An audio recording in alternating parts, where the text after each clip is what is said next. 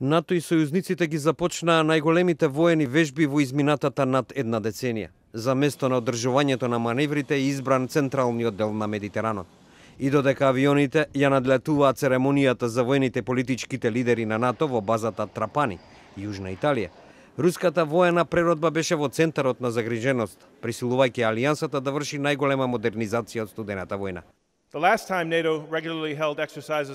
Последен пат кога НАТО регуларно одржа вежби со ваква големина, ние бевме во центарот на студената војна, соочувајќи се со советските закани, изјави заменик генералниот секретар на НАТО Александар Вершбоу, додавајќи: сега имаме многу понестабилна и потенцијално поопасна ситуација.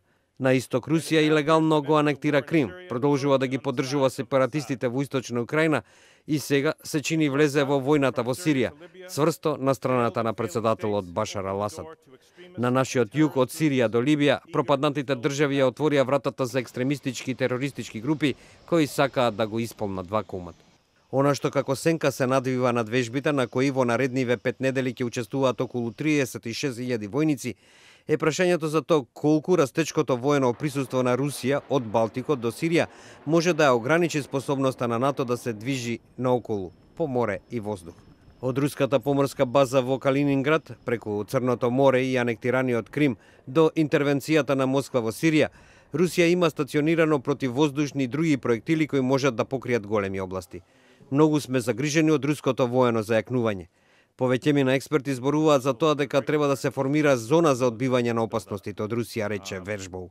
Сепак некои официјални представници на НАТО сметаат дека алијансата би требало да биде поагилна не само во одбраната и заштитата, туку и надвор од границите на незините членки. Факт што беше нагласен по распадот на Либија и по појавата на милитантите на Исламската држава во Сирија. Главниот командант на НАТО, генерал Филип Бридлов, оцени дека токму сегашните маневри ќе испратат јасна порака до агресорите.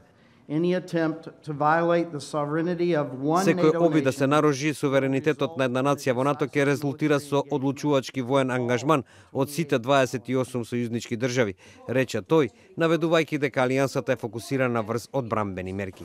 По повеќе од една декада од операциите на НАТО во Авганистан, предводени од Соединетите држави, алијансата сега се менува со цел да ја брани незината територија.